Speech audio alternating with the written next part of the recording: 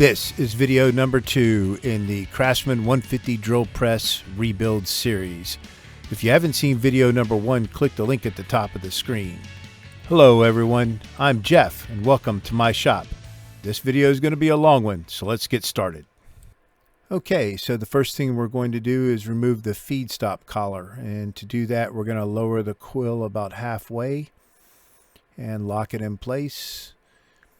And then loosen the bolt on the feed stop collar. This one for some reason is really tight, so it took me a few seconds to get it off of there. Once we get it off, we're just going to completely disassemble it and put it in those plastic bins that you can see at the bottom of the screen. So as I do all of this, I separate parts based on size and then based on what's going to get soaked in simple green versus what will not be soaked in simple green. And as I've said before, none of the panels, any of the rubber parts, and both of the pulleys. But everything else will get soaked in simple green. So next I'm just taking that cheap Chinese drill press vise and loosening the bolts for it. I'm going to mount it to the table.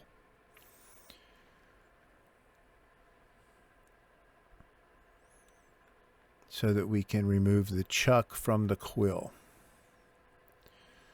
So I'm going to insert a large L-shaped Allen wrench inside the chuck and tighten it down. Just make sure that you align the flats on that Allen wrench with the jaws in the chuck.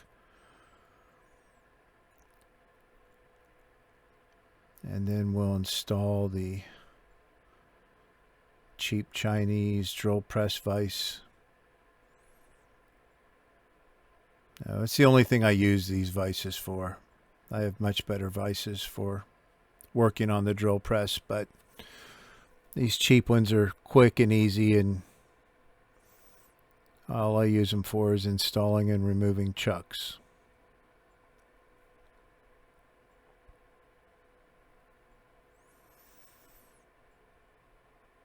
So once we've got the Allen wrench locked in there, then we can lock the quill down and stick. We only need one bolt. We don't need both bolts. And we'll get that started and then tighten it down.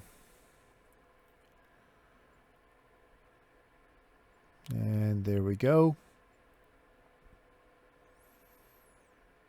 Next, we'll use that gear wrench, spanner wrench, to loosen the safety lock collar on the chuck. We'll go ahead and loosen up that quill so that the quill can ride out of the chuck once we get it loose enough.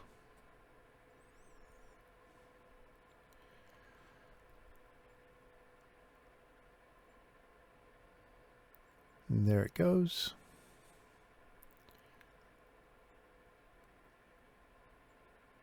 Boom. And then we'll just remove the Allen wrench from the vise, and then remove the Allen wrench from the chuck. Set the chuck aside. We will be tearing down this chuck, but not in this video. It'll happen in video number 3 or 4, not sure which.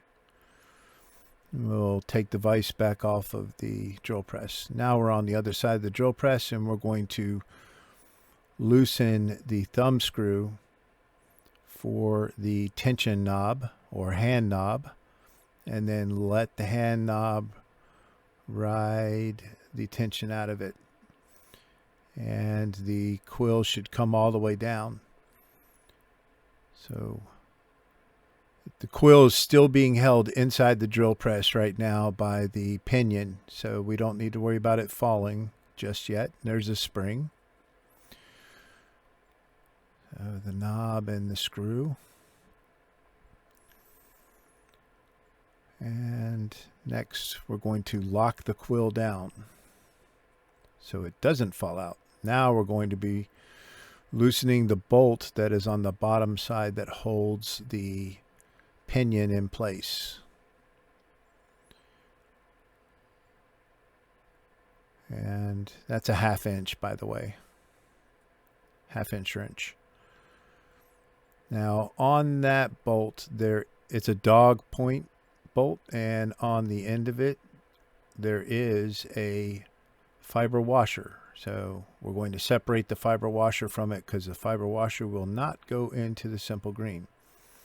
Now we're going to loosen the quill and keep a good hand on the quill and just work the pinion out. And then we'll lock the quill back down. That's the only thing that's holding the quill in the drill press now. And I'm going to go ahead and remove the quill feed rods and knobs and separate those.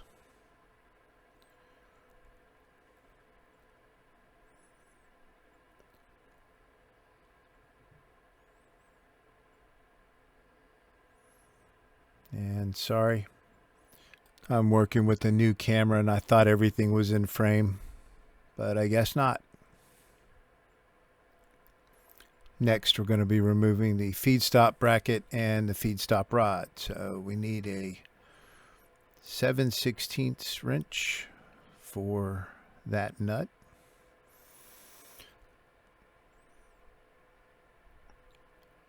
And there's a lock washer on there as well as the screw. And then we need a 9/16 wrench for the feed stop rod.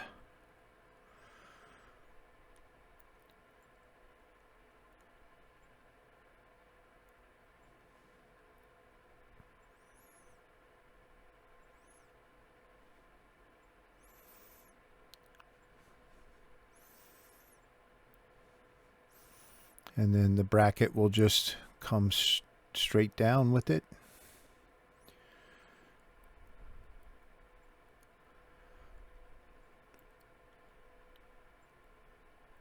All right, and then we're going to lower the table to make sure we have enough room to get the quill and spindle out of the drill press head. So while holding on to the spindle and quill, we just loosen the quill lock and then pull it straight down. And then we pop the quill lock out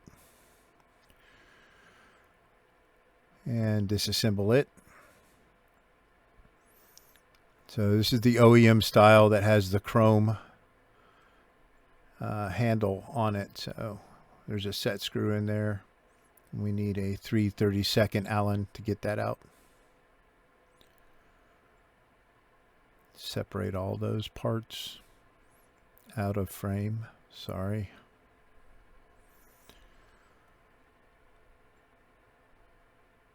And now we're going to go ahead and remove the motor.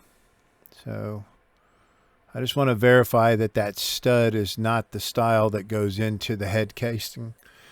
And then I'm going to lift the belt off. If you can notice on that top sheave of that pulley there on the motor, it's bent. It was that way when I got it, so we're going to have to bend that back in place. So we're using a 1/2 inch wrench on these cap screws to loosen up. There's one on both sides. And we're just keeping positive control of the motor so it doesn't fall out. This one wouldn't. It's going to be much harder to get out than I thought it was, but I have had them almost fall out before, so. And we just pull it straight out.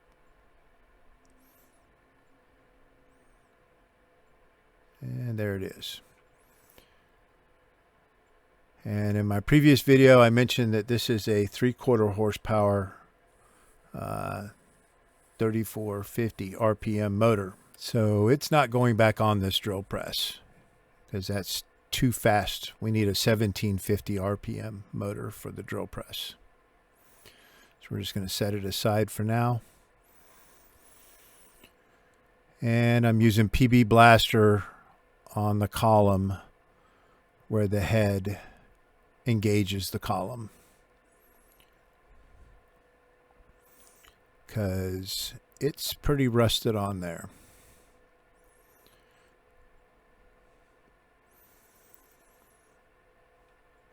So we're going to let that sit for a couple of hours and then we're going to come back and play with it.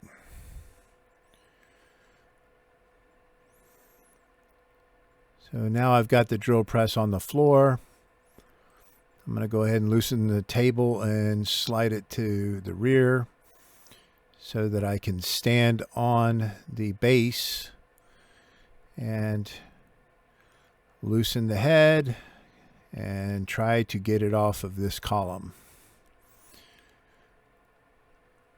Surprisingly, it came off of there fairly easily.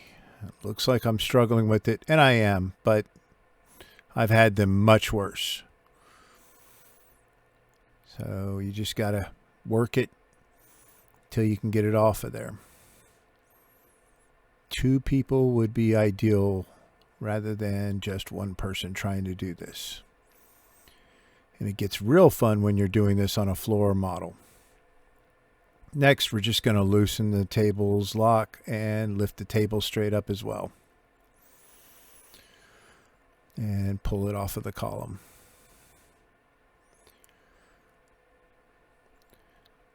Now, historically, the column coming out of the base is the hardest part. You need a 1/2 wrench for that square head bolt. And once you get it out, usually the column is really rusted in here, but luckily, boom, came right out.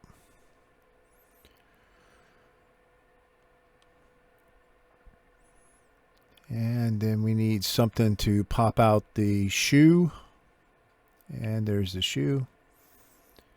And then we'll toss the base on the table. Okay, so a new set of gloves.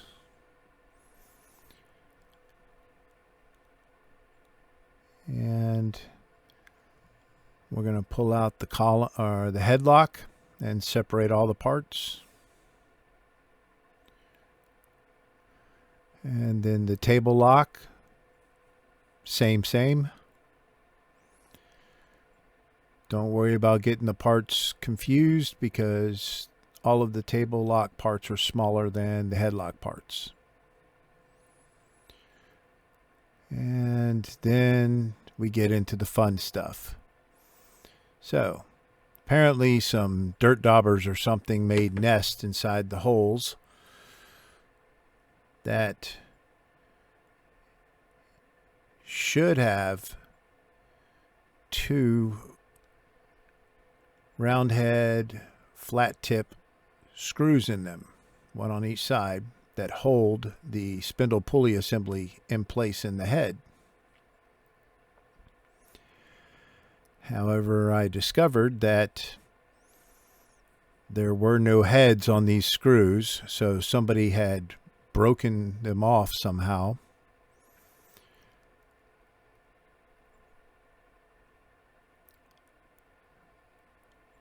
So that's going to be fun, figuring out how we're going to get those out later on. But our immediate concern is that how are we going to get the spindle pulley assembly out if those screws are still holding it in place? So I'm going to use a wooden dowel and the mallet and tap the bottom of the spindle pulley assembly and see if it moves, which it does, which means those screws were not engaged with the bearings inside the bore. So we've got one bearing past the top bore, so we just need to align it so that the bottom bearing can clear that bore as well. And pop, pop, pop, out it comes. So I'm looking at the bearings on there to see if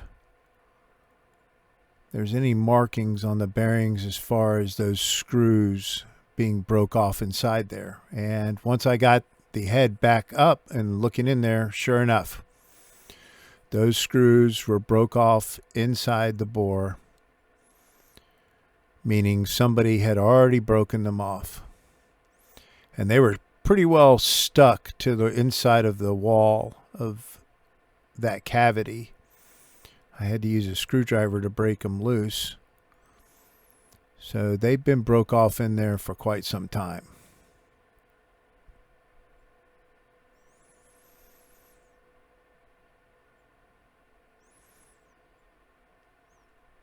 course, this means that we've still got to figure out how to get the screw portion that's inside the head casting on the sides out. But I figure we'll worry about that after we've already soaked the head casting in simple green and cleaned it up a bit.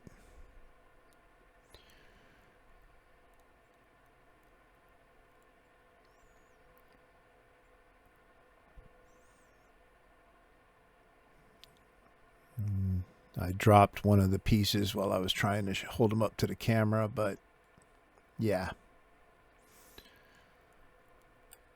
So next we're going to need a pair of needle nose pliers, and we're going to be removing the outer snap ring. That's the larger of the snap rings, and it's actually what stops the spindle pulley assembly from going any further into the head.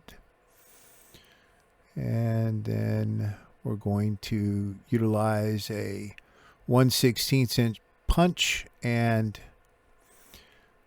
my brass tip hammer to knock out the panel screws or drive screws that hold the headband on the head casting. So there's a hole that you can drive them out from the inside. And this one gave me a little bit of trouble. Get out of there. Come on. And then I finally got it out.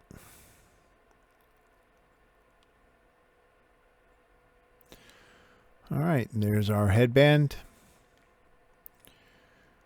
Next, we've got the data plate that has the model number on the base. So we're going to turn it upside down, get us a piece of 2x4 to lift the base up a little bit. And then we're going to drive out the 2 panel screws that hold that data plate on the base.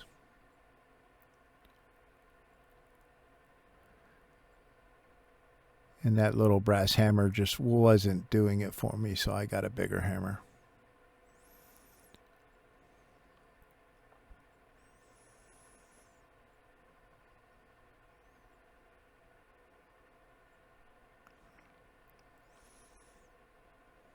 All right.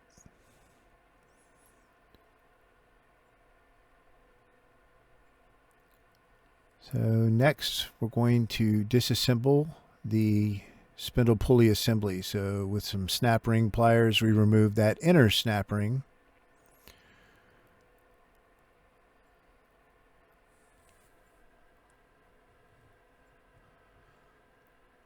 And then the bearings are on there pretty good. So we're going to need a bearing puller.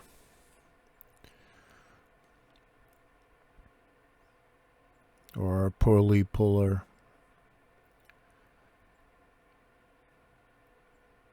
Not sure. I think it's actually both, but we're using it to pull these bearings off. So I'm going to be replacing all of the bearings, so I don't care if I mess them up. I'm just trying not to mess up the spindle pulley assembly itself. So off comes the bearing.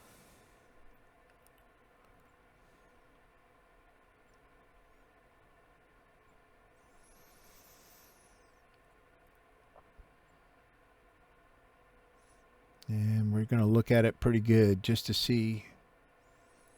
Yeah. I couldn't find any marks on them from where the screws had been broken off. So that was the sleeve, and I'm able to lift this bearing up a little bit, but not a whole lot, but enough to get the puller under it. So it gets real fun if you can't get it even up high enough to get a puller under it. But once we got the puller on it, we were able to get that bearing off as well.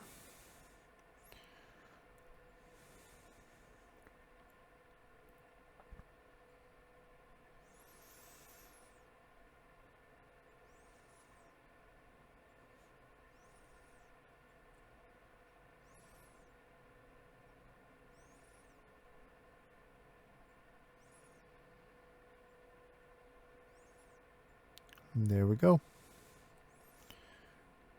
So that's the complete disassembly of the spindle pulley assembly. And we're just going to give it a once over. Good to go. Set it aside.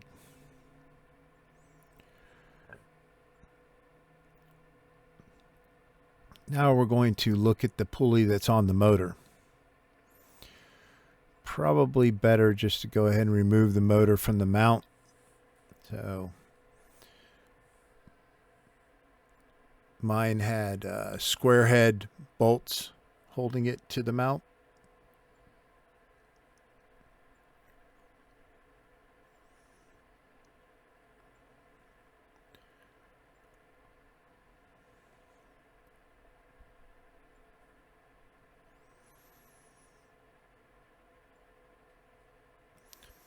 And I can already tell that that pulley's already rusted on there. So I'm going to remove the set screw. And we need a 5/32 Allen for this. And then I'm going to start spraying the PB blaster down inside the set screw hole and all over the shaft that the pulley is sitting on. And let that start working.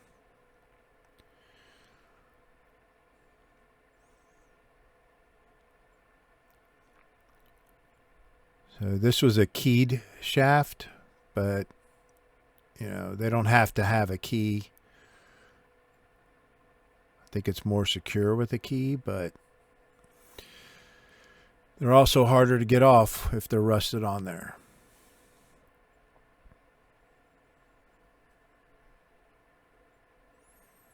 And although the pulley is aluminum or some material like that, the sleeve that's on the inside of the pulley between the pulley and the shaft is steel, so it's rusted. And there's the motor mount bracket plate.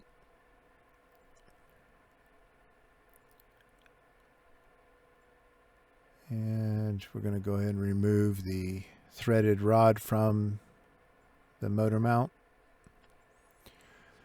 Now, normally I would go ahead and remove the two rods as well, but the roll pins for them are rusted, so we're not going to mess with it right now.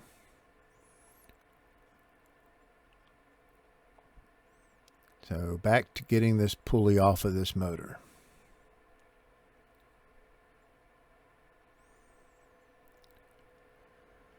I'm going to stack a couple of 2x4s so that the bottom shaft can ride through them and the motor can sit on top.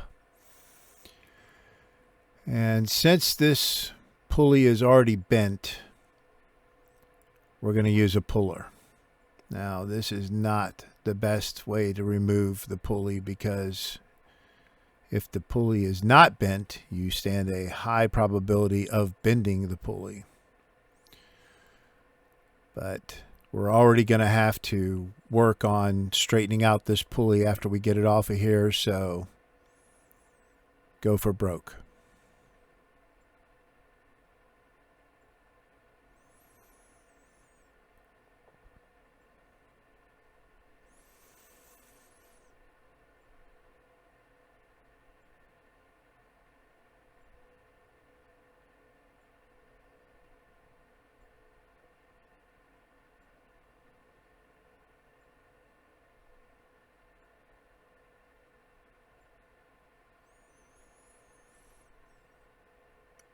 And I'm using a smaller socket in the center there. Trying to get all that lined up is a real pain. And this is a fairly cheap puller that I'm using, so it can be challenging. But once I got it, boom, pulley comes right off.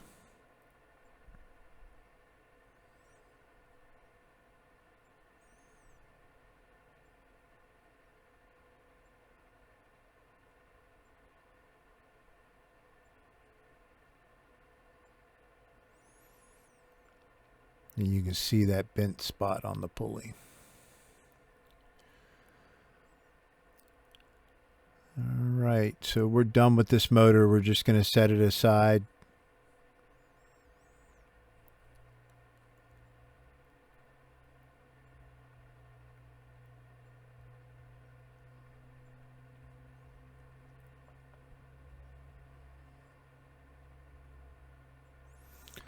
Next, we're going to be disassembling the quill. So we're going to loosen that cone point set screw that's holding the spindle collar on. We need a 5/32 Allen to do that. And then that collar does not want to slide right off of there. Now normally I would put the quill inside a vise and use a mallet like I'm using now to knock the spindle out of the quill. But I wanted to try to keep it in frame. So I was doing it all by hand here.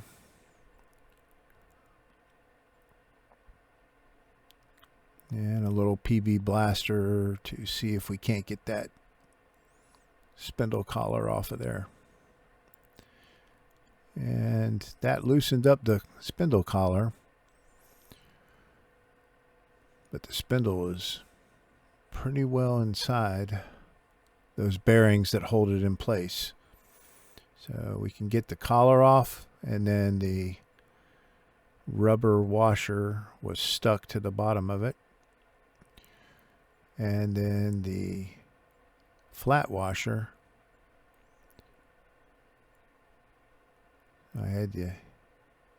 couldn't really get my fingers under it. It's not stuck on there. I just couldn't get my fingers under it with the gloves. So using a screwdriver to kind of move it away from the bearing a little bit so I can get a grab on it.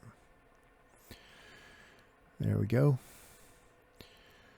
So I ended up taking it over to the vise and knocking it out of there. And then I knocked out one of the bearings and then used a larger wooden dowel to get the other bearing out.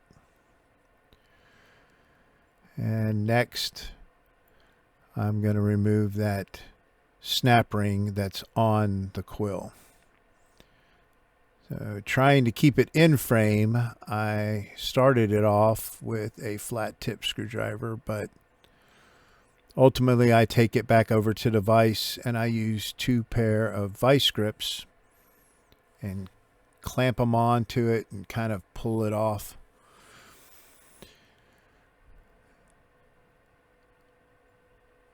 You don't really have to remove it, but I'm going to clean everything, so I removed it. And of course, I forgot to move the camera when I did that, so you don't get to see that. Sorry about that. Same with getting the spring out of the pinion. But you can watch the assembly or disassembly videos and see how all that goes together. So next, we're going to start putting all the parts in plastic bins for the simple green.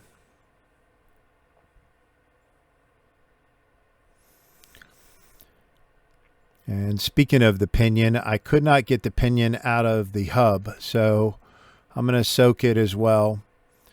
And then we'll worry about disassembling it once everything has been derusted and cleaned up. So all of these parts are going to go into these plastic bins, and they're going to be soaked in simple green for 24 hours. Actually, it's probably going to be closer to 48 hours because I'm probably not going to get back to pull this stuff out for a day or so. So I buy these 2.5 gallon of simple green from Home Depot. We're going to be using 6 of them, so that's 15 gallons. 3 in each bin.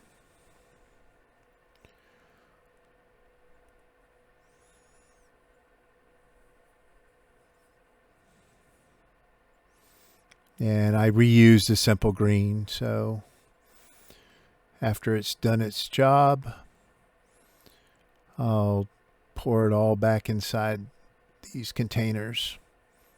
I use a strainer, a paint strainer that, I don't remember what the mesh is on it, but it strains out most of the crud that's left inside the bin. But the Simple Green does a couple of different things. Primarily it's a degreaser, so it's going to be removing all of the, how many decades of grease and oil that's on these parts. And it'll also strip paint. So if you leave stuff in it long enough, the paint will completely come off.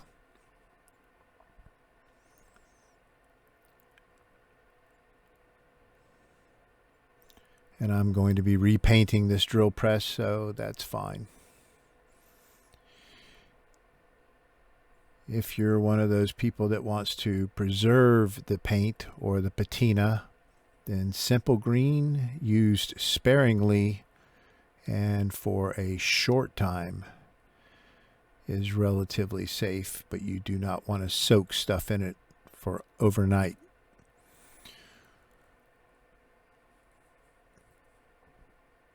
So as I said, I put everything in here that's metal except for the aluminum stuff. So, and no panels, nothing that has any kind of writing or paint on it as far as artwork, like the headband and the data plate that goes on the base. Do not put those in Simple Green. Otherwise you will end up with pieces of aluminum with nothing on them.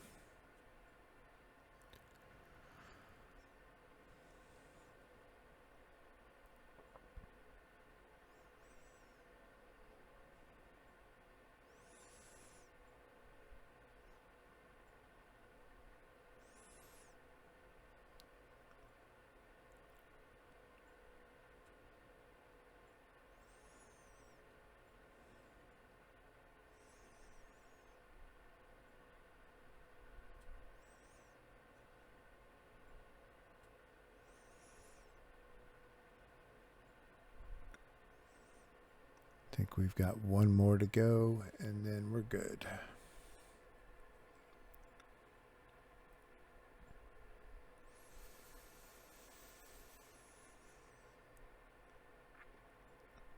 Now the Simple Green really doesn't smell or stink up your workshop, so you don't have to worry about that. But I do put a lid over these, and I have no idea what kind of chemical reaction is going on with this stuff, so I drill a hole in the lid so that it can breathe.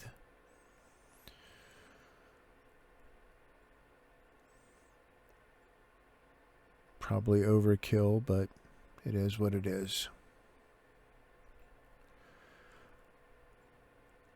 And some of those smaller parts, spring, the table lock and the headlock and all of that kind of stuff.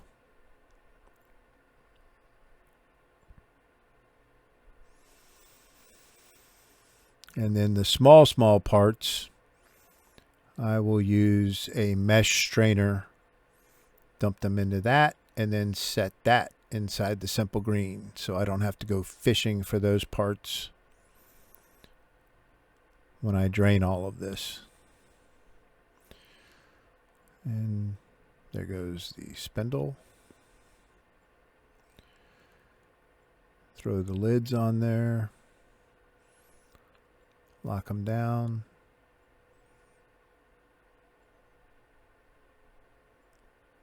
All right, next we've got the column.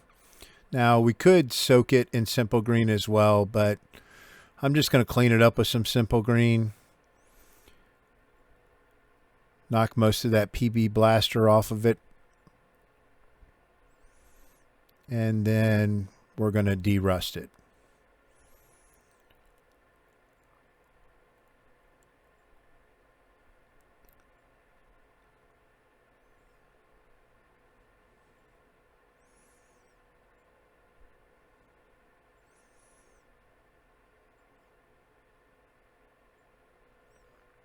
as it's not like it has a ton of grease or oil on it. It's just mostly rust.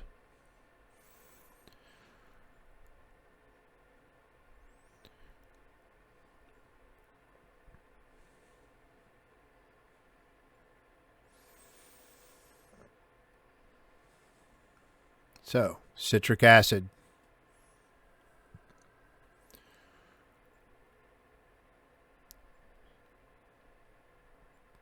So I'm going to dump probably 2 of these shot glasses of citric acid in this little plastic bin.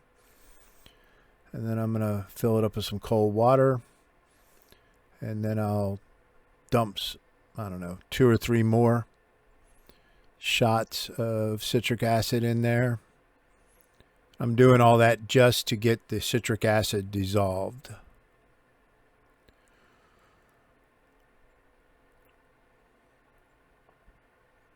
And that's way more citric acid than you would need, but I want that rust gone. So this is a piece of 4-inch sewer pipe. You can get it at Lowe's or Home Depot. I've got a cap on the end of it. Now do not just drop the column inside there, because it will blow the cap right off the bottom. So I lay it kind of flat and let the column slowly ride to the bottom. Then I can stand it up. And then I just use a strap to hold it upright so it doesn't fall over in the middle of the night or whatever. Wake me up. And then I pour that mix solution in.